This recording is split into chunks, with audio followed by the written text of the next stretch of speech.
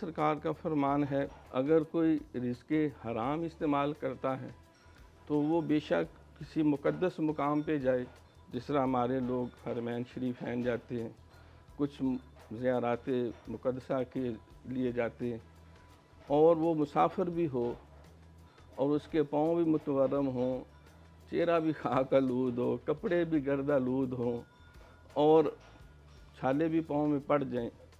تو اب اس مقدس جگہ پہ جا کر بھی اگر وہ اللہ کے آگے روئے، التجا کرے، گڑ گڑائے اور ہاتھ بلند کرے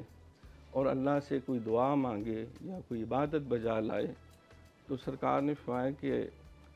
اگر وہ اپنے ہاتھ کھینچتے کھینچتے وہ اللہ کے عرش کے ساتھ بھی لگا دے تو اس کی دعا قبول نہیں ہوگی اگر اس کے اوپر جسم پہ جو کپڑے ہیں وہ حرام کمائی کے، اس کے جسم میں خون حرام کمائی کا اور اس کے جسم کا گوشت حرام کمائی سے پلا ہوا ہے، بنا ہوا ہے، اور حلال کے حوالے سے فرمایا کہ جو رزق حلال کماتا اور کھاتا ہے